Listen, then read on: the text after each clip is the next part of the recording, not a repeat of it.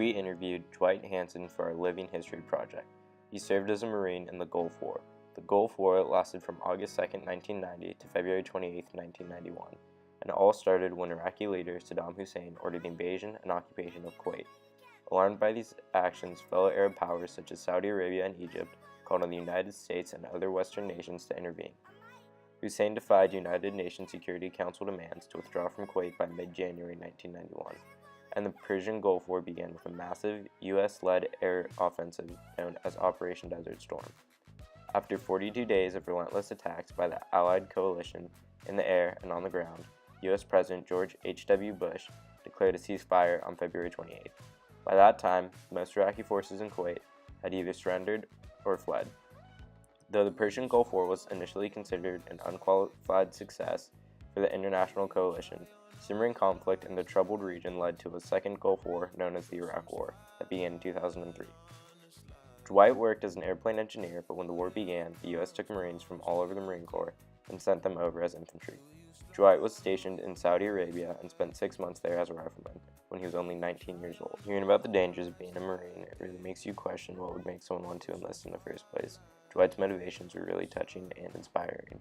19? Yeah, I was 19 years old, yeah. How did you feel when you learned enlisted? Well, when you went? When I went? So I always knew that I'd do something in the military. I was actually born back in Washington, D.C. So I like to say I was born in the United States, but not a state. So my father was a lot older when he had me. My father, if the same age I am right now is when my father had me. So he was 48. So my dad was in World War II. And so I do a lot, and even today I do a lot with military, World War II guys and everything. So you'll see a lot of those guys, at the luncheon. So I always knew I'd serve. I wanted to go to the academy. My grades and stuff weren't quite good enough to go to the academy. So I went into the Marine Corps right out of high school. And they asked if you want to do 4 years, 5 years, or 6 years. And I was figuring 4, might as well just do 6. So I just signed up for 6 years right away. So at 17, when I was 17, I signed up for the Marine Corps. So I knew I'd be in the Marine Corps until I was 24. But I figured I'd probably be going to one of the academies. That didn't end up happening. We had a friend that was a general in the Marine Corps, and he asked me a really important question. He goes, if all the things they promise you, like the job and everything else, would you still just want to be a rifleman, carrying a gun? And I said, yes. I didn't think that would happen, which it did happen for 6 months when I went over to Saudi Arabia for the Gulf War. But I did, so I enjoyed it. I always knew I would serve. So going over, though, we thought it was a lot more serious than it was. We thought it was more like what you've seen in the last few years in your life, where a lot more people have been hurt and killed. So we were pretty nervous. When we were landing the plane, they said if you hear these alarms, these air raid sirens, if you're on the plane, stay off the plane because it's going to take off. If you've gotten off the plane, run and find a bunker to jump into so you can be protected. So that was kind of interesting, Yeah, it's probably really scary. Yeah. Hearing that right when you land. Right, exactly. Yeah. So. How'd you manage that fear? When you were scared, how'd you manage that? I don't know. Yeah. So it's fear and anxiousness and nervousness. So one of the ways you cope with it, people will smoke. So I never really smoked in my life, but I smoked when I was over there for a short time when I first got over there because it's just doing something.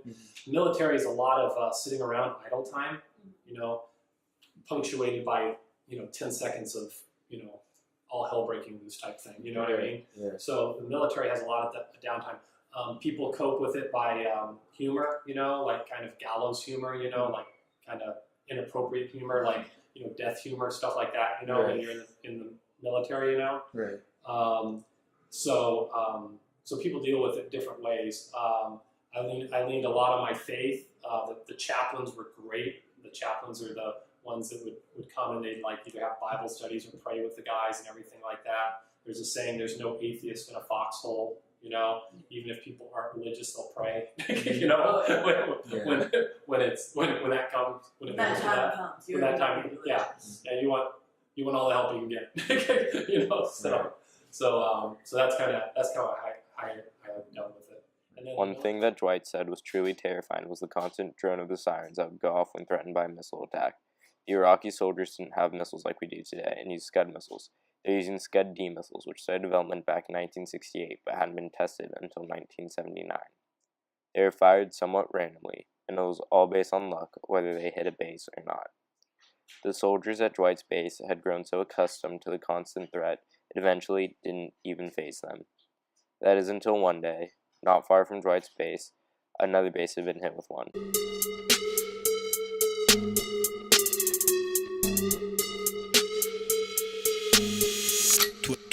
12 in the morning, pop shells for a living and berry gon' smell blood trail every minute. Rogue wave when you know fair. When I hit 'em, every time I see a pig, I don't hesitate to kill 'em. Ain't nobody give a fuck about a rule.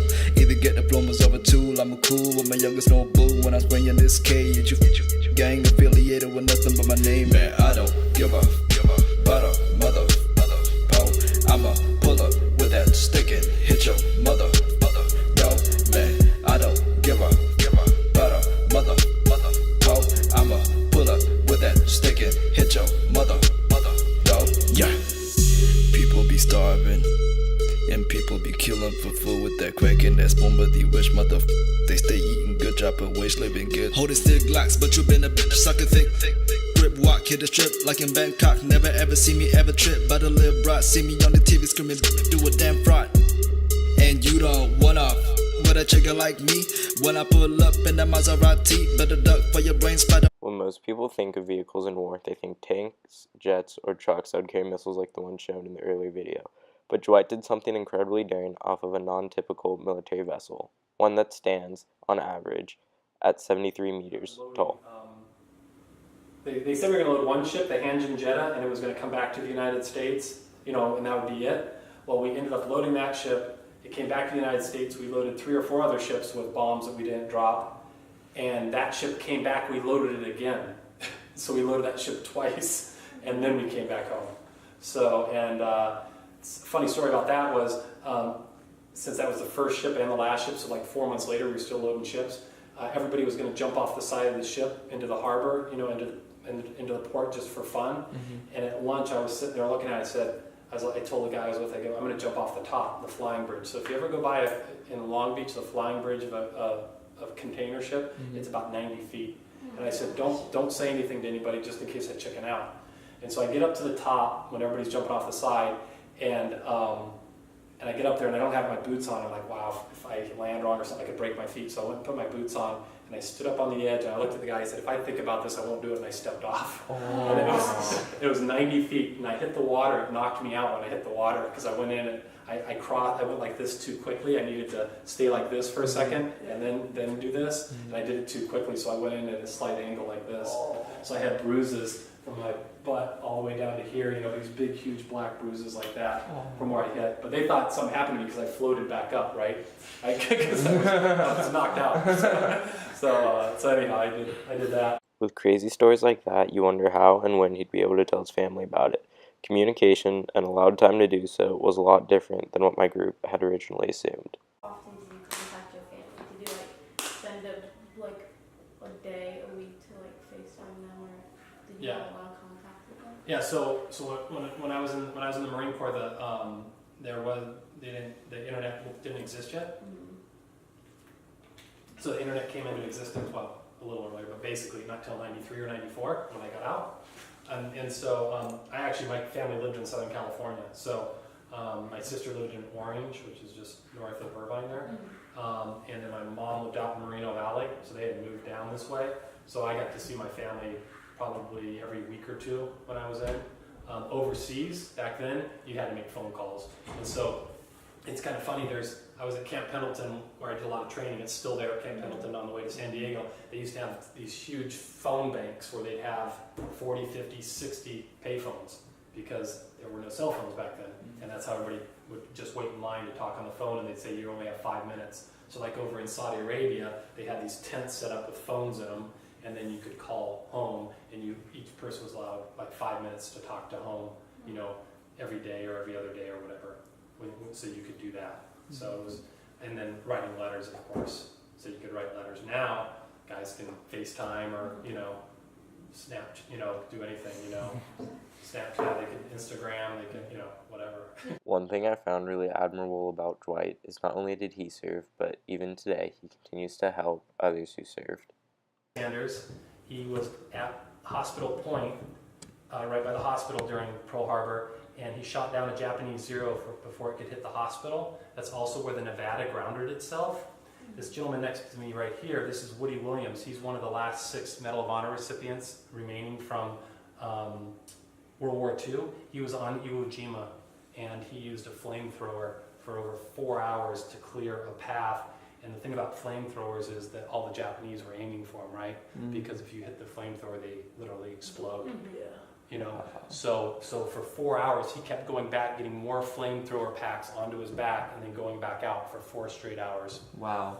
So That's insane. It's amazing. So this was taken at sunset on December 5th last year during the 75th anniversary.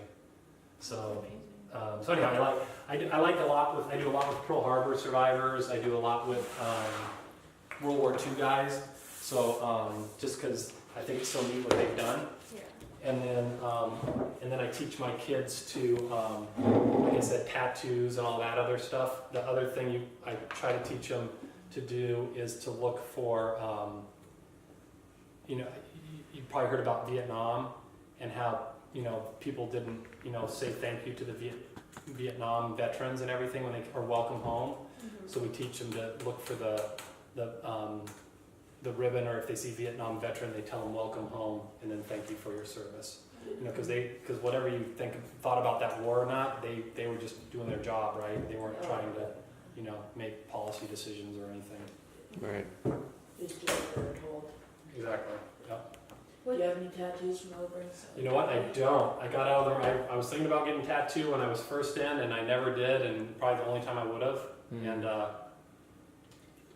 was thinking about getting a bulldog tattoo, the Marine Corps bulldog with the USMC on it, but I didn't. And never ended up getting one. I mean, there's some really cool tattoos, that guys get in the military, but yeah, I never ended up getting one. Do you think you ever would? Not now. I mean, maybe if something had happened where I had lost somebody or something, I might have done it. But because you'll see some of the guys that'll have tattoos and they'll have dog tag tattoos with people's names on them and stuff like that, or they'll have names, tattooed sometimes if you see them without shirts on of their buddies that died. Right. So, but yeah, probably not. But definitely, yeah, I made it out of the Marine Corps not getting a tattoo, so probably not going to happen. Do you miss the Army? Yeah, so in the Marine Corps, the camaraderie, like I said, how many things would you put on your, gravestone, right? At the end of your life, I mean, there's very few things. So I love being in the military. Honestly, I think everybody should give it a try, whether you do reserve. If you do reserve, you got to do boot camp. For Air Force is 6 weeks of boot camp, and the Marine Corps is 12 weeks of boot camp. But you got to do that, and then if you do reserve, you only have to go to your school, and then 2 weeks a month for in 2 weeks a year, and 1 weekend a month. So it's really easy to do. It lets you see the world. It gives you a bigger perspective on things. You get to pay back for those that served for you, so that other people can enjoy their freedoms. And then if you like it, I mean, there's things like you get $80,000 towards college. That's not a bad thing. Right. So I used the GI Bill to go to school, so it paid for my schooling. Oh, you went to school afterwards? Yeah, so I went to school afterwards. I went to Irvine Valley College for 2 years, and I went to UCI for a year. I went to Cal State Fullerton for a year and graduated. My degree's in history, so I love history. I was then contacted an officer recruiter to go back in the Marine Corps. So I was thinking about going back in the Marine Corps, but we were pregnant with my son Sterling, our second kid. I would have missed the birth, and that was enough reason for me to say no, I don't want to do it. Hindsight, I wish I would have, but at least I'm glad I served. So, but I wish I would, like I said, I wish I would have done reserve, or I wish I would have done, gone back in as an officer, because this year's 30 years since I joined the Marine Corps. These eyes are crying. These eyes have seen a lot of love, but they're never gonna see another.